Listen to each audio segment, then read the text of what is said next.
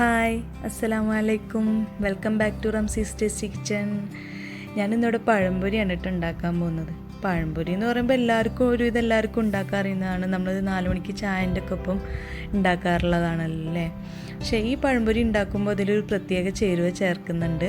അതെന്താണെന്ന് നിങ്ങൾ വീഡിയോ മുഴുവൻ കണ്ടു നോക്കൂ, അപ്പോൾ നിങ്ങൾക്ക് മനസ്സിലാവും. അപ്പോൾ വീഡിയോ കാണുന്നതിന് മുമ്പ് എൻ്റെ ചാനൽ സബ്സ്ക്രൈബ് ചെയ്യാത്തവരാണെങ്കിൽ ഒന്ന് സബ്സ്ക്രൈബ് ചെയ്യുക. അപ്പോൾ നമുക്കിത് ഉണ്ടാക്കാൻ തുടങ്ങിയാലോ. നമുക്ക് ആദ്യം പഴം പൊരിക്കാനുള്ള മാവ് റെഡിയാക്കി എടുക്കാം. അതിന് വേണ്ടിയിട്ട് 1.5 കപ്പ് മൈദയാണ് ഞാനിവിടെ എടുത്തിരിക്കുന്നത്. പിന്നെ ഞാൻ അതിലേക്ക് 1/2 ടീസ്പൂണ് മഞ്ഞൾപ്പൊടി ചേർത്ത് കൊടുക്കുന്നുണ്ട്. ഈ മഞ്ഞ കളർ വേണ്ടാന്നുണ്ടെങ്കിൽ നമുക്ക് മഞ്ഞൾപ്പൊടി ഒഴിവാക്കാം. പിന്നെ 1 ടേബിൾ സ്പൂണ് പഞ്ചസാരയും കൂടി ചേർത്ത് കൊടുക്കുന്നുണ്ട്. മധുരം നമ്മുടെ ഇഷ്ടാനുസരണം നമ്മൾ ചേർത്ത് കൊടുക്കുക. പിന്നെ ആവശ്യത്തിന് ഉപ്പ്, 1 ടീസ്പൂൺ ഉപ്പാണ് ചേർത്ത് കൊടുക്കുന്നത്. ഇനിയാണ് നമ്മുടെ മെയിൻ ഇൻഗ്രീഡിയൻറ്റ് ഇതിലേക്ക് ചേർത്ത് കൊടുക്കേണ്ടത്. നമ്മൾ ഇഡ്ലിക്കും ദോശയ്ക്കും ഒക്കെ അരച്ച് വെച്ചിട്ടുള്ള മാവില്ലേ, അതിൽ നിന്നൊരു 4 ടേബിൾ സ്പൂൺ എടുത്തിട്ട് ഞാൻ അതിലേക്ക് ഒഴിച്ചു കൊടുക്കുന്നുണ്ട്. ഇത് ഒഴിച്ചു കൊടുത്തതിന് ശേഷം കൈകൊണ്ട് ഒന്ന് മിക്സാക്കി എടുക്കുക. ഇപ്പോൾ ഇത് ഒഴിച്ചു കൊടുത്താൽ തന്നെ ഏകദേശം ഒരു നനവ് ഉണ്ടാവും, നമ്മുടെ മാവ് ചെറുതായിട്ട് നനവ് ഉണ്ടാവും. അത് നോക്കിയിട്ട് അതിനനുസരിച്ച് പിന്നെ വെള്ളം ചേർത്തിട്ട് നന്നായിട്ട് കുഴച്ചെടുക്കുക. ഞാനിവിടെ 1/4 കപ്പ് വെള്ളമാണ് എടുത്തിരിക്കുന്നത്. അത് കുറച്ചായിട്ട് ചേർത്തിട്ട് നന്നായിട്ട് കൈകൊണ്ട് മിക്സാക്കി എടുക്കുക.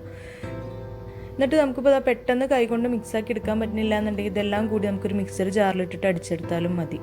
അപ്പോൾ ആ മാവ് ഞാനിവിടെ റെഡിയാക്കിയിട്ടുണ്ട്. ഈ ഒരു പരുവത്തിലാവണം നമ്മുടെ പഴം പൊരിക്കാനുള്ള മാവ്. അധികം ലൂസായി പോകരുത് കേട്ടോ. ഈ ഒരു കട്ടിയിലാവണം നമുക്ക് പഴം പൊരിക്കാനുള്ള മാവ്.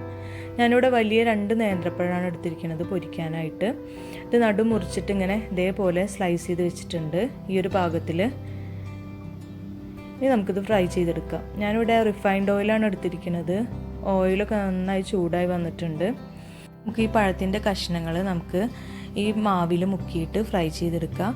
ഫ്രൈ ചെയ്തെടുക്കുമ്പോൾ എണ്ണ നന്നായിട്ട് ചൂടായിരിക്കണം കേട്ടോ. ഇതേപോലെ നന്നായിട്ട് ചൂടായിരിക്കണം.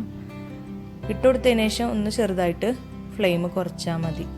ഇങ്ങനെ മുഴുവനായിട്ട് ഇട്ടുകൊടുത്തിട്ട് ഫ്രൈ ചെയ്തെടുക്കുക നമുക്ക്.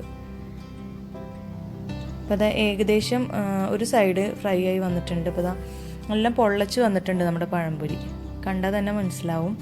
എന്നിട്ട് നമുക്കൊന്ന് മറിച്ചിട്ട് കൊടുക്കാം. ഈ ഒരു സൈഡും കൂടി ഒന്ന് ഫ്രൈ ചെയ്തെടുക്കാം.